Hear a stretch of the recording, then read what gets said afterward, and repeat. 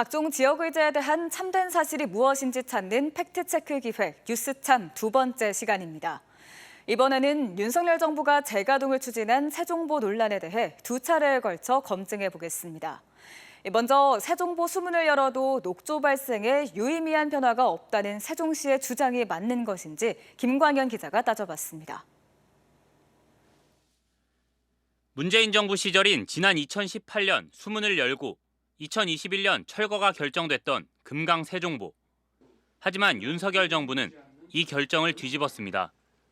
환경단체는 보를 가동했던 지난 2012년 이후 5년 동안 금강이 썩어 생태계가 파괴됐다며 세종보 재가동을 막기 위한 천막 농성에 들어갔고 어느덧 1년이 지났습니다. 세종시는 보를 가동해 담수를 하면 가뭄 등에 대응할 수 있고 친수공간 조성으로 지역 경제에도 긍정적일 거라고 환영했습니다. 그러면서 물길을 막으면 환경 피해가 우려된다는 환경단체 주장을 반박했습니다. 보 재가동과 환경 파괴의 상관관계가 거의 없다는 겁니다. 여러 연구에 의하면 녹조 발생과 수질 오염은 기상 조건이나 오염원의 유입 등과 같은 다른 환경 요인의 영향을 받는 것이지 보를 가동한다 안 한다, 물을 담수했다 아니다에 따라서 녹조 발생이나 수질 오염의 원인이 아니다라는 게. 세종시는 환경부의 4대강 보 개방 모니터링 종합 분석 결과 보를 열어도 유해 남조류 수치에 유의미한 변화가 없었다고 주장합니다.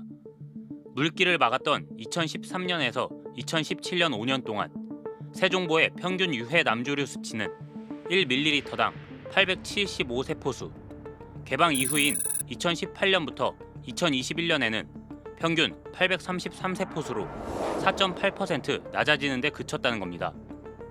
그런데 해당 자료를 꼼꼼히 살펴보면 2018년 수치가 2273세포수로 직전 5년 평균보다 무려 2.6배나 높았습니다.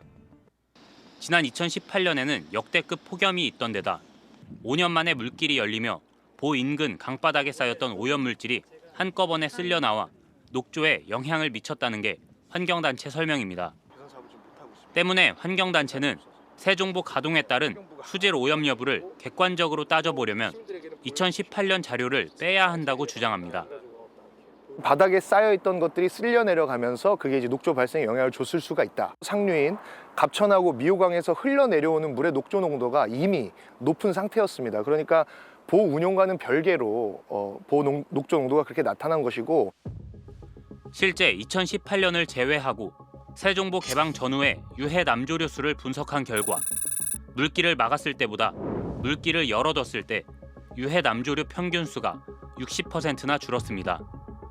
보 가동을 멈추고 수문을 열자 녹조 발생 등 수질 오염이 크게 줄었다는 이야기입니다. 수년째 금강을 모니터링해온 충남연구원 역시 세종보 개방이 녹조 개선에 확실한 효과를 보인다고 설명합니다.